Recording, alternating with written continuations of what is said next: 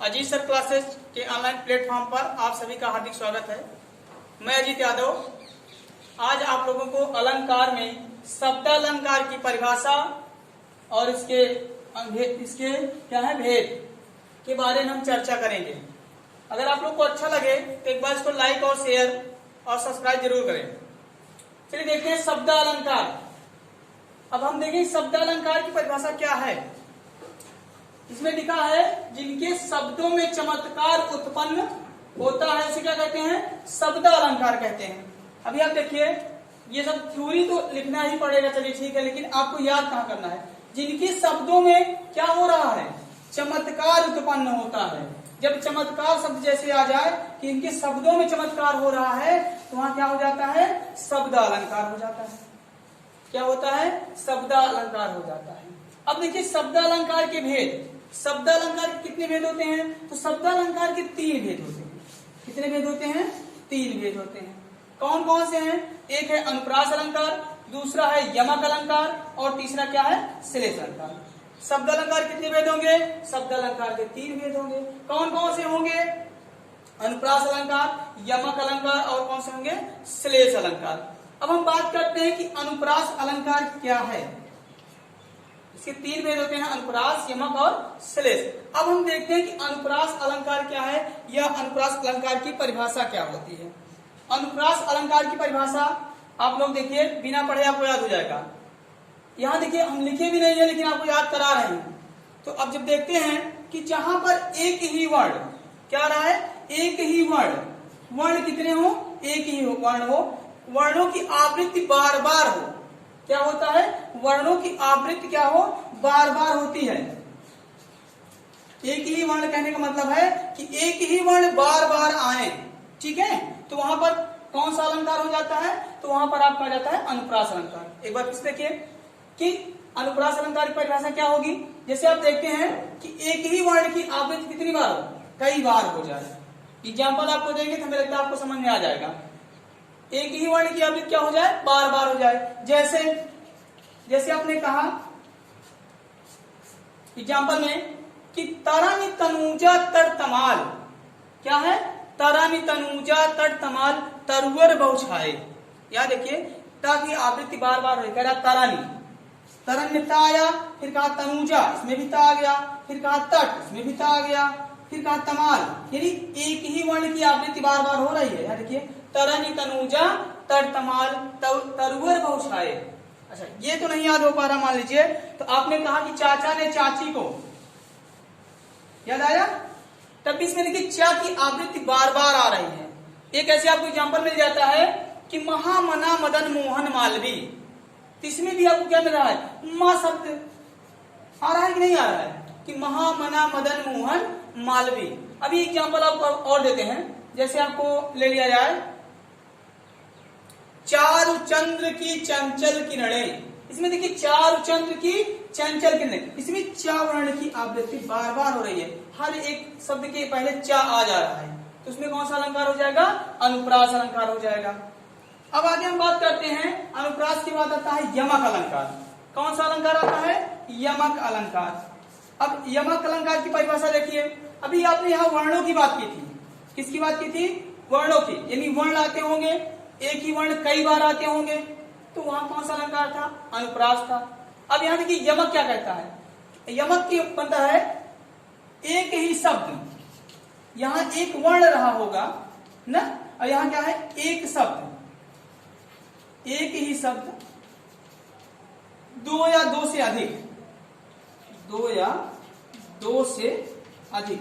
अब देखिए 2 हो या 2 से अधिक बार आए तो वहां कौन सा अलंकार हो जाता है, यमक अलंकार जाता है। परिभाषा फिर देखिए कि आपको अनुप्रास और यमक में क्या डिफरेंस है।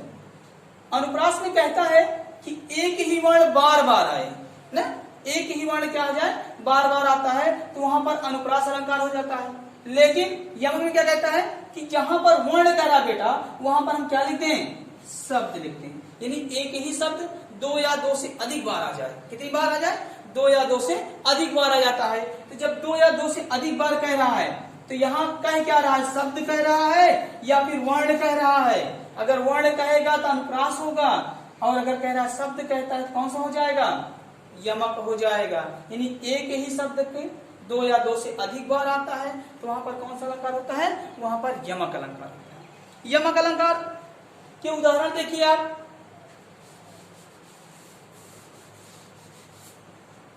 उदाहरण ले लेते हैं जो कि आप क्लास 6 से 7 से 8 में कई जगह आप पढ़े हैं। ये सबको पता होगा कि कनक कनक, कनक कनक, ठीक। अब देखिए कनक कनक के 100 गुनी, मादकताधिकाय, या खाए बोराय जग, या पाए बोराय। इसका यहाँ देखिए अर्थ इसका क्या होता है, लेकिन कहना शब्द कितनी बार आए, दो या दो से अधिक बार आए, लेकिन उसके अर्थ क्या हो, भिन्न भिन्न हो, इसके अर्थ अलग अलग होते हैं। पहचानने की जहां बात थी तो वो तो अनुप्रास और इसमें बताए थे कि अनुप्रास में वर्णों की आवृत्ति होगी, इसमें क्या आवृत्ति थी, शब्दों की आवृत्ति। लेकिन यहाँ शब्दों की आवृत्ति में क्या हो रहा है कि शब्द आएंगे दो या दो से अधिक बार, किंतु उसके अर्थ क्या होंगे, भिन्न भिन्न होंगे। जैसे देखिए कह रहा है कनक कनक ते 100 गुनी। अब यहाँ देखिए एक कनक का अर्थ होता क्या है, एक का मान लो हो जाता है सोना, क्या होता है, सोना। लेकिन दूसरे का क्या होगा, इसका हो जाएगा धतूरा।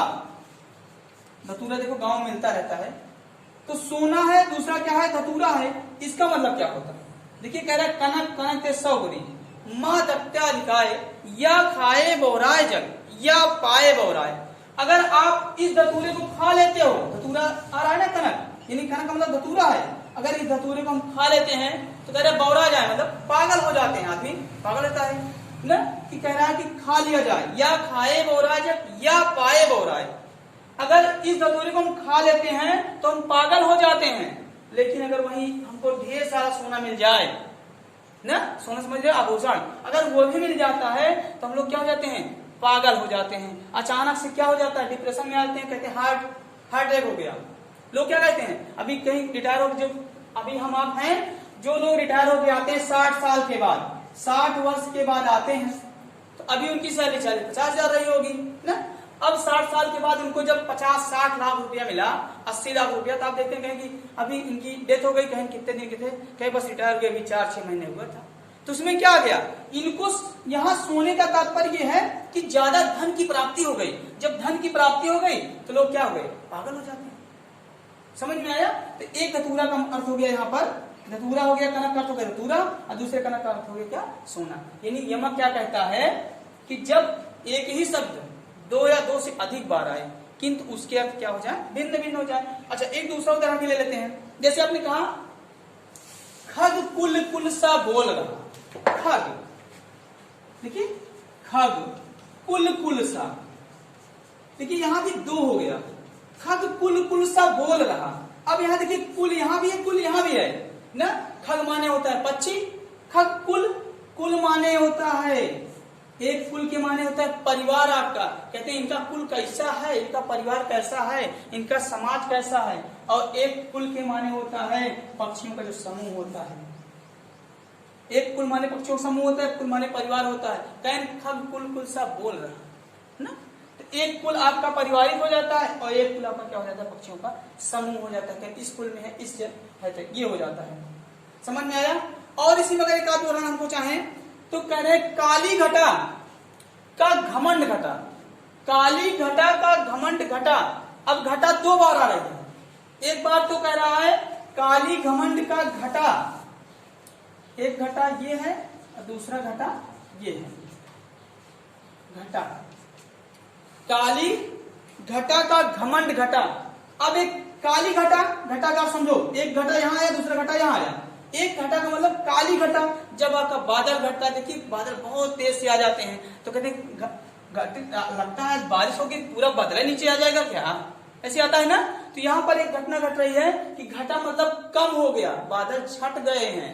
और एक घमंड घटा, कहें कि बहुत घमंडी रहे हैं, पूरा इनके घमंड का ये चूर चूर होने के बाद ना। आपने देखा होगा खरगोश और क्या किसकी कहानी थी, कछुए की कहानी थी ना। आपको याद होगा खरगोश और कछुए की कहानी था। खरगोश क्या था, बहुत घमंडी था कि नहीं था। वही चीज यहाँ पर चल रहा है कि घमंड माने क्या होता है और इस घटा के माने क्या होगा और इस घमंड वाले घटे का मतलब क्या हो जाएगा। इसमें देखो घट रहा है, यानी बादल आपके छट गए हैं, हट गए हैं। और इसमें कह रहा है कि आपका घमंड क्या हो गया है, नष्ट हो गया, यानी टूट गया है।